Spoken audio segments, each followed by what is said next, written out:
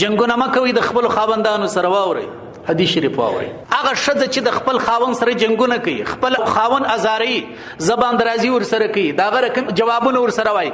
بعضې زنانې دل ازارې د ذاته څه داسې فطرتن ما درته ویل چې تربیه یې داسې سوي چې د خاوند سره سم ژوند نه کوي. پر دې برابر حدیث واورئ. حضرت معاذ بن جبل رضی الله عنه فرمایي چې رسول الله صلی الله علیه وسلم وفرمایل لا تؤذي امرأة زوجها فی الدنیا. کوم زنانه چې خپل خاوند ته په دنیا کې تکلیف ورکوي، میلمه راسي د دې چوچوي، یو خپل راسي د دې چوچوي، کار نه کوي، د اولادو پالنه سم نه کوي، دا غوښتنې لري لیکن د خاوند حق سم نه ادا کوي.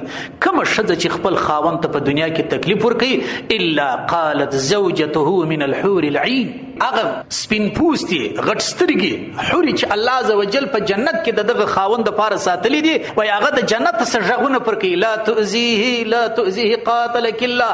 تباه برباد شي زموږ په خاوند کار مه لره، تباه برباد شي زموږ خاوند ته تکلیف مه ورکوه.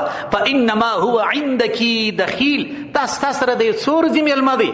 یوشک ان یفارقک الینا. امید ستا نږدې دی چې ستا سره به راجلا سي، موږ ته به راسي. دا غټ وعید دی. لہذا فالصالحات قانتات. نیکان ښځې هغه دي چې د خپلو خاوندانو خدمت، د خپلو خاوندانو روا او جایز او مشروع غوښتنو ته غاړې شي. دا خبره واورئ. موږ تاسې د فتنو وخت راوتلي، ځینې مسایل زموږ دارالافتا ته راځي چې انسان په ویلو شرمیږي. کم خاوندان چې د خپلو ښځو څخه غیر مشروع غیر جایز ناروا غوښتنې لري، د هغوی پر کول نه دي لازم. لا طاعة لمخلوق فی معصیة الخالق.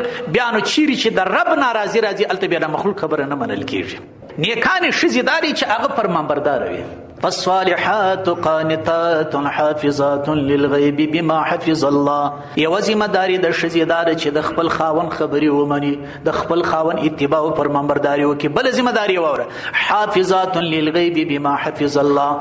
بله ذمهداري د ښځې دا ده چې خاوند د کوره سار ولاړي، مازدیګر راځي، یا روزانه والا دی، یا دکاندار دی، یا شرکت والا دی، یا مسافر دی، تجار دی. خاوند چې د کوره وتې ته به دوه کاره کوي. یو کار به دا کوي چې د خپل نفس عفت به ساتي، د خاوند په غیر موجودوالي کې به د بل چا سره رابطې نه کوي، خیانت به نه کوي، او ولی مال او د هغه رقم د مال حفاظت به کوي. حکیم علمت مولانا اشرف علي تانوي رحمت الله علیه فرمایي دغه جملې په شرح کې والمرأة راعیة فی بیت زوجها. ښځه د خاوند په کور کې چوپانه د نگهبانه ده. وایي ښځه هغه وخت د خاوند ښځه په صحیح معنا ګڼل کېږي چې د خاوند د مال غم ورسره وي، د غوړو غم یې ورسره وي، د وړو غم یې ورسره وي، د پیسو غم یې ورسره وي، د ماشومانو د فیسانو غم یې ورسره وي. دا هر شی څه کوي په ترتیب باندې ږدي. نو په هغه صورت کې بیا ښځه په صحیح معنا سره ښځه ده. بما حفظ الله، د الله عز وجل په توفیق سره. دلته علمي نکته واورئ. وایي دا بما حفظ الله کلمه یې ولې ول؟ وایي دا بما حفظ الله کلمه یې ځکه ول چې دا کار د الله د توفیق څخه بغیر کېږي نه، دا وسا کار نه دی.